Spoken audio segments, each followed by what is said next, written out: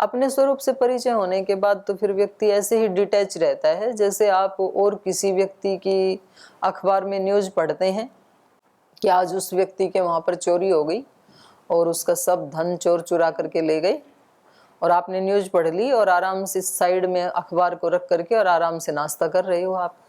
तो जैसे आपके, क्योंकि आपके ऊपर कोई असर ही नहीं पड़ा ना, थोड़ी देर के लिए ये तो लगेगा कि ये अच्छा काम नहीं हुआ, बस इतना ही है।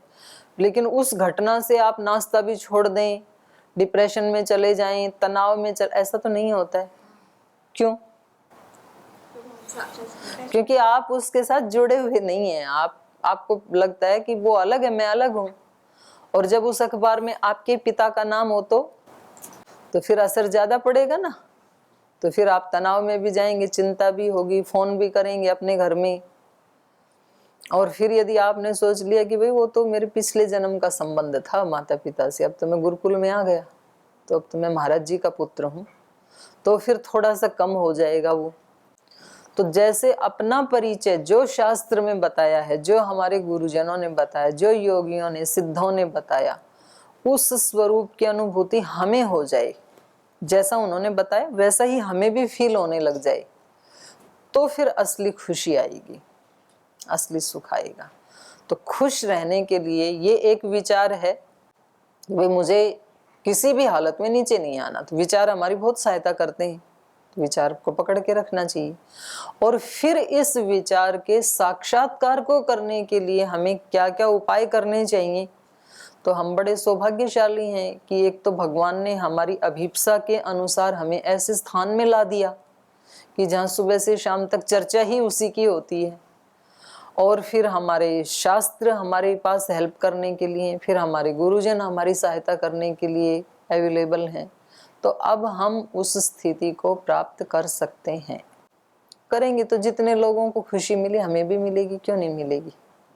पहले भी मिली, आज भी मिल रही है, आज भी ऐसे सिद्ध महात्मा हैं, आगे भी होते रहेंगे। तो जब ये त्रिकाल में पॉसिबल है तो हमारे लिए पॉसिबल क्यों नहीं है। हम भी प्रयास करें, और तुरंत नहीं मिलेगा तो 1 साल बाद मिल जाएगा, कोई बात नहीं है, तो चल तो सकते हैं ना। तो ये भावना फिर हमारी सहायता करती है। ओम। दीदी जी, हम जब 2009 में स्वामी जी की संपर्क में आया, उस समय हम तो असम में है हमारा घर, वहाँ तो मांस मछली खूब चल रहे हैं, सबको पता है 80% लोग मांस मछली खाते हैं। हम 2009 में छोड़ दिया है। उसके बाद घर को एक एक लोगों को हम ऐसे योग के संपर्क में आकर सब मांस मछली छुड़ाए हैं। लास्ट में माताजी को 2013 में हम जगन्नाथपुरी ले गया, और यहाँ तो एक मान्यता है, जो जगन्नाथ गया है उसको उस बूढ़ी सी छोड़ देना चाहता है, ऐसे मान्यता है। इसीलिए माता जी को ले गया, वो इसके बहाने में इसको मछली छोड़ दिया, हम मांस मछली छोड़ दिया। उस समय तक अभी तक नहीं खाया उसने। लेकिन कुछ दिन पहले माता जी का ब्लड डाउन हुआ, डॉक्टर को दिखाया, वो बोले ब्लड लेने के लिए बोला डॉक्टर। उसको क्या करने के लिए बोला? ब्लड कम हो गया उसका, ब्लड कम हो हाँ गया। जी। वो ब्लड दिया अभी, और अभी हम बड़े भाई जो DSP वाला है, हमारा बड़े भाई, वो कल फ़ोन किया हमें, बोले आपको जी आपको माता जी को बोलना है मछली खाने के लिए। मैं ही उसको मना किया ना, मैंने उसको इम्पॉसिबल बोलकर फ़ोन कर दिया। और वहाँ से भी कुछ दिन पहले हमारा भाई बहन आए हैं मुझे देखने के लिए, यहाँ देख कर गया वो तो हम आपका पुलिस। प्रश्न क्या है कि हाँ मैं माता जी, फोन करूं कि ना करूं मछली खाने के लिए? हाँ ये प्रश्न ये आप, है जी जी ओम। हाँ, क्योंकि मछली छुड़ाई तो माता जी का ब्लड कम हो गया। ये असम में अब लोग, दूसरे कह रहे हैं आपने छुड़ाया था तो अब इनका ब्लड बढ़ाने के लिए आप ही इनको बोलो, हाँ है ना। हम गांव के लोग माने इससे सबको, मैं अभी यहाँ आ गया ना घर को, माता जी को मतलब ऐसे ऐसे बोल तो देता है, चलो खाओ आपका लोग प्रश्न ऐसे हो ऐसे। गया, स्पष्ट हो गया। जी तो फिर तो ब्लड यदि ऐसे बिना मछली के यदि कम हो तो यहाँ रहने वालों का तो सबका कम हो जाना चाहिए, प्रत्यक्ष है ना। हाँ जी तो हाँ, तो ये जो व्यक्ति कह रहे हैं ये तो सही है। तो ये उनको ठीक से पता नहीं है। मछली न खाने से ब्लड कम नहीं हुआ, किसी अन्य कारण से कम हुआ है। माता जी, हमारा माता जी ज़्यादा नमक खाते हैं, बहुत बहुत बहुत नमक हाँ, तो खाते आप उनको बोलो ज्यादा नमक मत खाओ, हैं। जितना खाना चाहिए हाँ उतना बहुत खाओ, नमक खाते और मछली बिल्कुल मत खाओ। हैं। हाँ ठीक है। जी जी तो मछली खाने के लिए आपको फोन नहीं करना। जी जी मछली खाने से ब्लड बढ़ता नहीं है और इस- न खाने से घटता नहीं है। इसीलिए हम फ़ोन काट दिया। क्या फोन किया? हमारा बड़े भाई, काट दिया? नहीं मैंने काट दिया। कर दिया कि काट दिया? काट दिया, कनेक्शन काट दिया। अच्छा, नहीं नहीं ठीक है, उनको बताओ कि वो प्राणायाम करेंगी तो माता जी ठीक हो जाएंगी, दवा दे देंगे ठीक उनको। ठीक। ओम ओम।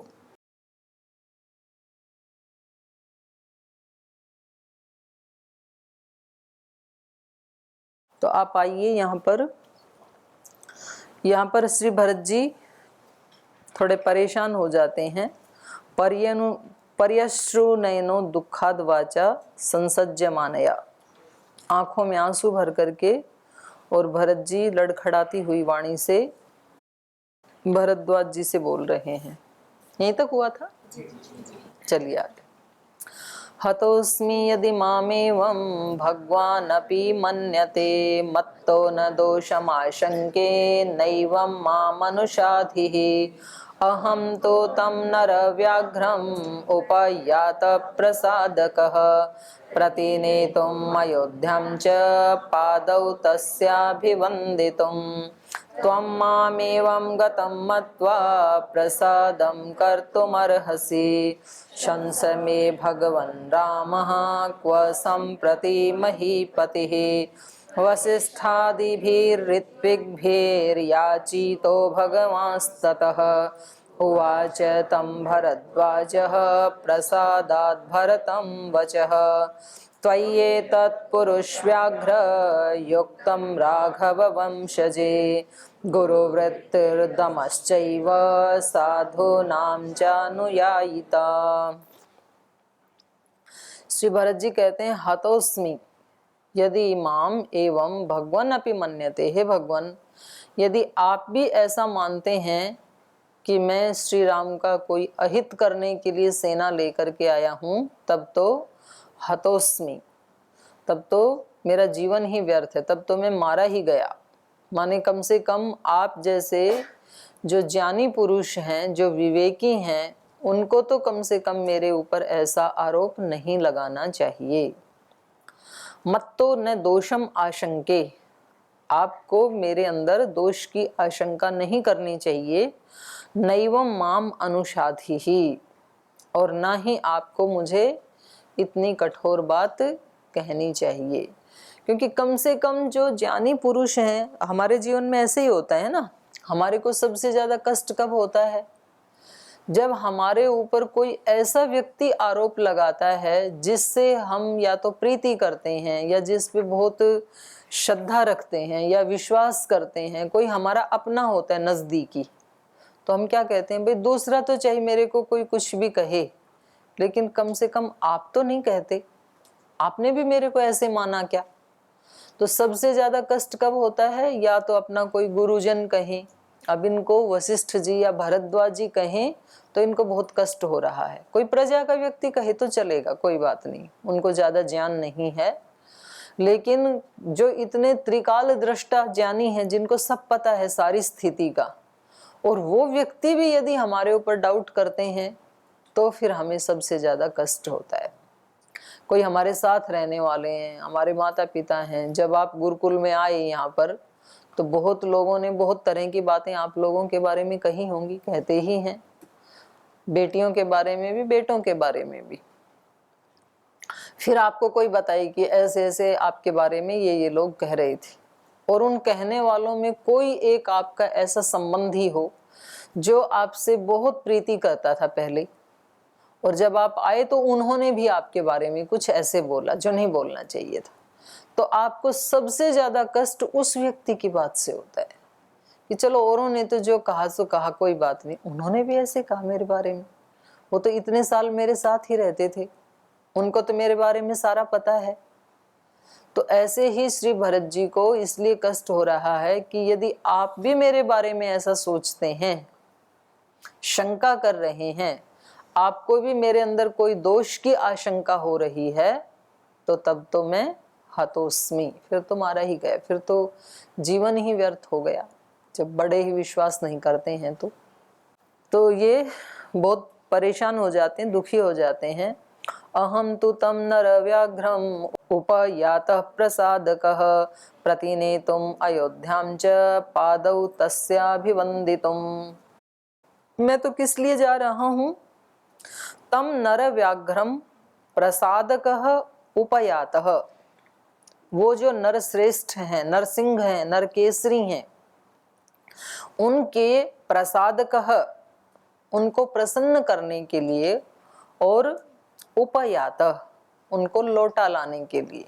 मैं तो अपने भाई श्री राम, जो शेर के समान पराक्रमी हैं, नरकेसरी हैं, ऐसे अपने उस भ्राता को प्रसन्न करके वापस लौटाने के लिए जा रहा हूँ। प्रतिनेतुम अयोध्याम च, उनको प्रणाम करने के लिए, उनको वापस खुश करके अयोध्या लौटाने के लिए वहां पर मैं जा रहा हूँ। पादौ तस्य अभिवंदितुम, उनके चरणों में प्रणाम करने के लिए, और प्रणाम करके उनको प्रसन्न करने के लिए, और प्रसन्न करने के बाद उनको अयोध्या वापस लौटा लाने के लिए जा रहा हूँ। मेरे मन में तो ऐसी कोई आशंका ही नहीं है। त्वं मावेवं गतं मत्वा प्रसादं कर्तुमर्हसि, शंस मे भगवन् रामः क्व सम्प्रति महीपतिः। त्वं माम एवं गतं मत्वा, तो इसलिए आप मेरे इस अभिप्राय को जान करके प्रसादम कर्तुम अर्हसि, आप मेरे ऊपर प्रसन्न हो जाइए, आप मेरे ऊपर आशंका ना करें। तो अब ये भी हमें सीखने को मिल रहा है, जैसे मानो किसी दूसरे व्यक्ति ने तो हमारे ऊपर आशंका कर ली और हमने ऐसा कोई कार्य किया नहीं था, तो फिर हमारा रिएक्शन कैसा होता है? हमारा रिएक्शन होता है फिर नाराज होने का, कि भाई आप भी मेरे बारे में ऐसे सोच रहे हो ना, तो फिर तो ठीक है, फिर ये आप अपना संभालो और हम चले जंगल में। फिर तुरंत व्यक्ति छोड़, वो हथियार डालने के लिए तैयार होता है ना, ठीक है, फिर आप ऐसा ही मानते हो तो फिर तो कोई मतलब ही नहीं रह जाता है, तो आप अपना संभालो और ठीक। तो ये भी फिर अहंकार का रिएक्शन है। ठीक है, दूसरे व्यक्ति ने जो भी हमारे बारे में सुना या उनको आशंका हुई, उसने अभिप्राय हमारे सामने अपना अभिव्यक्त कर दिया। अब हमें अपना अभिप्राय अभिव्यक्त करना चाहिए, और वो भी बिना उसके रिएक्शन के, जैसे भरत जी ने किया। भरत जी ने कहा कि नहीं, आप जैसा सोच रहे हैं मैं उस प्रयोजन से नहीं जा रहा हूँ। मैं किस प्रयोजन से जा रहा हूँ? पहले उनको चरण स्पर्श करना चाहता हूँ, क्योंकि पिता तो है नहीं अभी, तो बड़े भाई ही मेरे पिता भी हैं, मेरे गुरु भी हैं, तो वहां से आते ही उनको प्रणाम करना, ननिहाल से आने के बाद ये मेरा कर्तव्य बनता है, तो मैं उन्हें प्रणाम करने जा रहा हूँ। उनको खुश करके लाऊंगा। हो सकता है आपकी तरह उनके मन में भी मेरे प्रति कोई आशंका आ गई हो, तो उनको प्रसन्न करना चाहता हूँ। तीसरा, राज्य के ऊपर उन्हीं का अधिकार है, तो मैं अनुनय विनय करके उनको वापस लाऊंगा। इस प्रयोजन से मैं जा रहा हूँ। तो कितना इन्होंने मतलब सहजता से अपना अभिप्राय अभिव्यक्त किया उनके सामने। और हम अपना अभिप्राय, जब कोई हमारे अंदर दोष नहीं होता है और कोई दूसरा व्यक्ति आरोप लगाता है, तो हम उल्टा उत्तर हम कैसे देते हैं? ठीक है, आप ऐसा सोचते हो तो फिर सोचते रहो आप। तो हम ये जा कर के या तो अपना दरवाज़ा बंद कर लेते हैं, या तो रोने लगते हैं, या तो खाना छोड़ देते हैं, या तो किसी दूसरे के पास जा कर के चर्चा करने लगते हैं, फिर उस व्यक्ति से नाराज हो जाते हैं, रूठ जाते हैं। ऐसी प्रतिक्रिया होती है सामान्य रूप से। आप अपनी बात भी तो बताओ, आप क्या चाहते हो उसको आराम से बता दो आप, कि आपने जो सुना है हमारे बारे में वो ठीक नहीं है, ऐसा हमने ऐसा नहीं किया, या ऐसा हमारा अभिप्राय नहीं है। हमारा अभिप्राय क्या है? हमारा अभिप्राय तो ऐसा है। हम अपनी बात तो कहते नहीं है, और उधर से उसके मन में एक धारणा बन गई और उन्होंने अपनी धारणा हमारे को सुना भी दी, और इधर से हमने अपनी बात तो उनको बताई नहीं, और फिर दोनों व्यक्तियों में बोलना चालना बंद हो जाता है। फिर वो 10 दिन, 15 दिन, 1 महीना, 2 महीना, कभी 6 महीना, कभी साल और वर्षों तक चल जाता है कभी तो, कि उसके बाद दोनों में आपस में कभी बात हुई ही नहीं। तो फिर दूसरे लोग कोई जो सजेस्ट करते हैं कि भाई आप लोग मिल करके एक बार बात कर लो, बोले नहीं अब तो बस बात करने का वो नहीं रहा, तो वर्षों बीत गए। और फिर कभी कभी ऐसे होता है कि आजीवन बात नहीं करते हैं वो दो व्यक्ति, लेकिन वो दोनों ग्रंथि दोनों के चित्त में साथ ही चली जाती है फिर। तो अब इस ग्रंथि को खोलने के लिए अगले जन्मों में ये दोनों फिर मिलेंगे। ये जो सास बहू हैं, ये कोई इसी जन्म का रिश्ता थोड़ी है। ये तो मतलब एक उदाहरण दे रही हूं मैं। कोई भी दो व्यक्ति मिलते हैं तो ये कोई बिल्कुल नया नया संबंध नहीं है। पता नहीं किस आत्मा के साथ कौन से जन्म का कौन सा बैलेंस बचा हुआ था, तो उसके लिए फिर आना पड़ेगा। तो इसलिए पीछे का जो भी है सो तो है ही हमारा कर्माशय, पर हम ये कोशिश कर सकते हैं कि इस जन्म का नया ना बनने दें, और जब बन गया तो आज वाले को आज ही साफ कर लें। उसी के लिए 2 समय का ध्यान, 2 समय की संध्या, यज्ञ, ये उपासना, ये सब उसी के लिए है। आज के कपड़े आज ही साफ कर लें तो ठीक है, कई दिन तक रहेंगे तो और ज्यादा गंदे हो जाएंगे। तो भरत जी ने आराम से अपने अभिप्राय को अभिव्यक्त कर दिया। त्वं माम एवं गतम मत्वा प्रसादम कर्तुम अर्हसि, संशय में भगवन राम क्व संप्रति महीपति ही। तो कह रहे हैं कि आप मेरे इस मनोगत को जानने के बाद, प्रसादम कर्तुम अर्हसि, इसलिए आप मेरे मनोभाव को जानने के पश्चात अब आप मेरे ऊपर प्रसन्न हो जाइए। संशय में भगवन राम क्व संप्रति महीपति, अब तो आप मेरे को ये आदेश दीजिए कि मेरे आराध्य श्री राम इस समय कहाँ निवास कर रहे हैं, ताकि मैं वहाँ आसानी से पहुँच सकूं। इसलिए हे भगवन, क्वः संप्रति महीपति भगवन राम मे शंस, आप मुझे बता दीजिए। वशिष्ठादिभिः ऋत्विग्भिः याचितो भगवांस्ततः उवाच तं भरद्वाजः प्रसादात् भरतं वचः। और फिर जब भरत जी ने अपनी बात कह दी तो उसके बाद वशिष्ठादिभिः ऋत्विग्भिः, तो उनके साथ जो वशिष्ठ गुरु जी थे या और दूसरे जो ऋत्विग थे, उन लोगों ने भी भगवांस्ततः याचित, तो उन्होंने भी भरद्वाज जी से श्री राम के बारे में ही कि वो कहाँ हैं ये याचना की, ये पूछना चाहा। उवाचे तम भरद्वाज प्रसादात भरतम वच, और फिर भरद्वाज जी ने वो स्थान बता दिया चित्रकूट वाला जहाँ श्री राम निवास कर रहे थे। तो भरद्वाज जी के मन में आशंका हुई, उन्होंने अपने अभिप्राय को भरत जी के सामने रखा। भरत जी ने अपने अभिप्राय को उनके सामने स्पष्ट किया, और उनकी बात को सुनकर के भरद्वाज जी ने विश्वास किया, और उनके मन में जो आशंकाएं थी वो दूर हुई। तो दोनों के मन प्रसन्न, और प्रसन्न होकर के आगे उन्होंने बता दिया। तो बात जल्दी से खत्म हो गई ना। तो बात करने से बात बन भी जाती है और बात करने से बात बिगड़ भी जाती है, दोनों ही बातें हैं।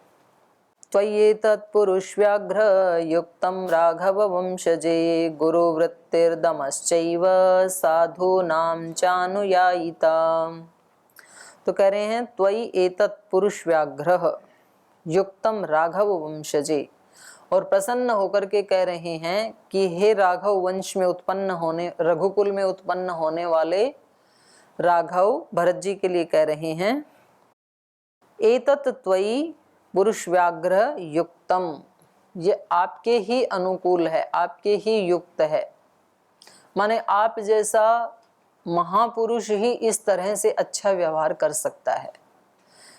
तुम जिस कुल में पैदा हुए हो ये तुम्हारे अनुरूप ही है कि इतने ऊंचे कुल में पैदा होने वाला व्यक्ति किस तरह से व्यवहार कर सकता है, क्या सोच सकता है अपने बड़े भाई के बारे में। तो जो आपने सोचा और जो आपने बोला ये आपके अनुरूप ही है। तो व्यक्ति अपने व्यवहार से और अपनी वाणी से अपने अंदर का परिचय बहुत जल्दी दे देता है। अगर वो कोई छल नहीं कर रहा है तो, छल करे तब तो हो सकता है कि नहीं भी पहचान में आएगा जल्दी से, पर सामान्य रूप से व्यक्ति जो उसके भाव हैं, जो विचार हैं, जो उसका व्यवहार है, उससे पता चल जाएगा कि इस व्यक्ति के अंदर क्या चल रहा है। तो भरत जी ने जैसे अपने भाव अभिव्यक्त किए तो स्पष्ट हो गया कि इनके चित्त के अंदर श्री राम के प्रति अनन्य भक्ति है, अनन्य श्रद्धा है। और ये एक बहुत अच्छे रघुकुल में जैसे एक राजकुमार को होना चाहिए वैसे ही ये व्यक्ति हैं। तो वो प्रसन्न भी हो गए और उन्होंने खुश होकर के कहा कि हे पुरुष व्याघ्र, ये युक्तम त्वयि एतत्, ये आपके अनुरूप ही है, आप ऐसा ही होना चाहिए, आप जैसा व्यक्ति ही ऐसा व्यवहार कर सकता है। गुरुवृत्तिर दमश्चैव साधूनां च अनुयायिता, और ये कैसे हो सकता है। गुरुवृत्ति, गुरुजनों का जो जैसा उन्होंने आदेश दिया वैसा ही जो पालन करता है, गुरुवृत्ति। और गुरु का मतलब महान भी होता है, तो जिनके महान व्यवहार हैं, व्यापार हैं, या जो गुरुजनों की आज्ञा के अनुरूप व्यवहार करते हैं, तो गुरुवृत्ति दमश्चैव, और जो अपनी इच्छाओं का और अपने अविवेक आदि का उनका दमन करके रखते हैं। दमश्चैव साधूनां च अनुयायिता, और साधु जनों के जो अनुयायी होते हैं, तो ये बातें जिसमें होती हैं वो ही ऐसा आचरण कर सकता है। तो क्योंकि ये सब बातें आप में हैं, आप वशिष्ठ आदि जो गुरुजन हैं उनके वचनों का अनुगमन करने वाले हैं। और दमश्चैव, इंद्रियों, आपकी जो इंद्रियां हैं वो आपके ही नियंत्रण में रहने वाली हैं, तो आपका मन आपकी आत्मा की आवाज को दबा नहीं सकता है। और आप साधु भी हैं, तो ये सारी तीनों जो विशेषताएं हैं ये आपके अंदर हैं।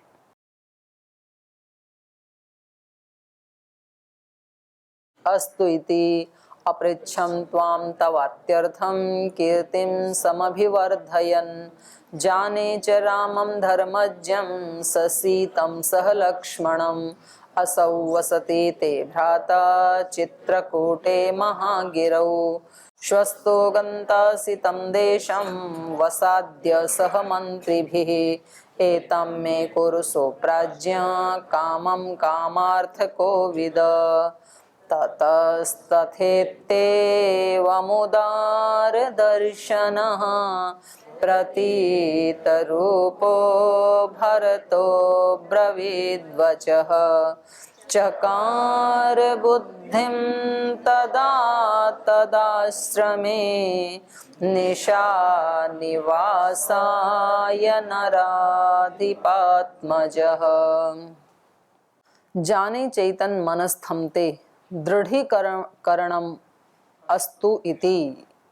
अब भरद्वाज जी कह रहे हैं कि मैं इस बात को जानता था कि आपके मन में कोई भी दोष नहीं है, मुझे भी पता था, लेकिन मैंने किस लिए ऐसे बोला दृढ़ीकरणम अस्तु इति, मैं अपने ही मन के भाव को सुदृढ़ करना चाहता था।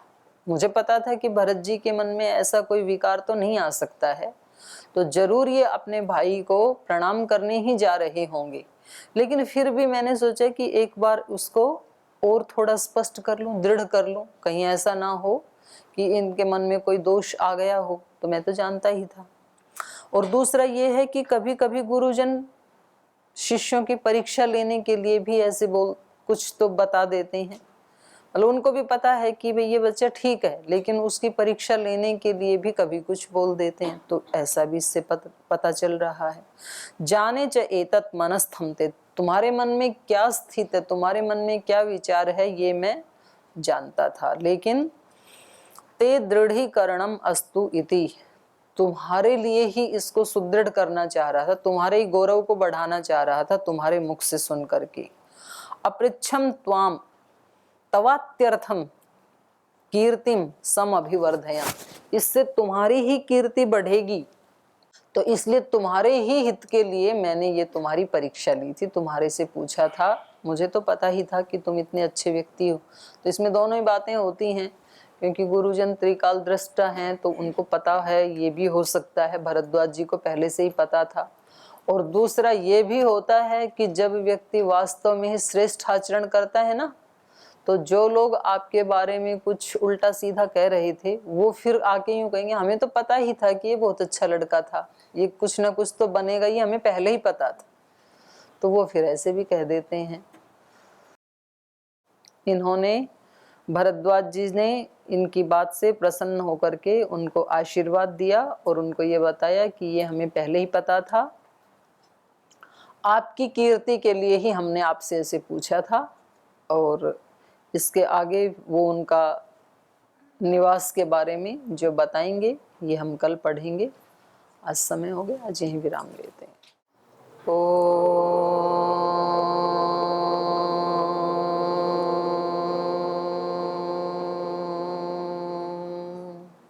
शांति शांति शांति। श्री गुरुभ्यो नमः।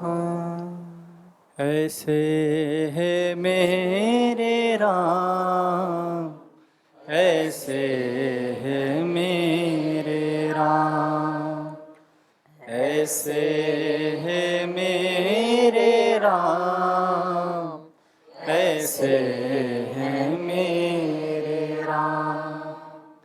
विनय भरा हृदय करे सदा जिन्हें प्रणाम, ऐसे है मेरे राम, ऐसे है मेरे राम।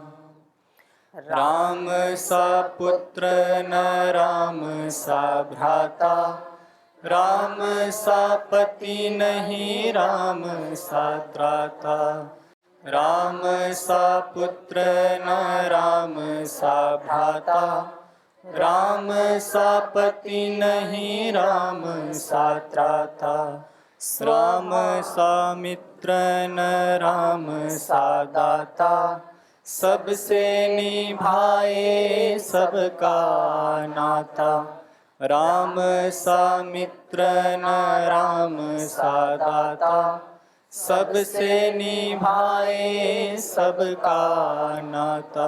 स्वभाव से उदार शांत, सब गुणों के धाम, ऐसे है मेरे राम, ऐसे है मेरे राम। विनय भरा हृदय करे सदा जिन्हें प्रणाम, ऐसे है मेरे राम, ऐसे है मेरे राम, ऐसे है मेरे राम, ऐसे है मेरे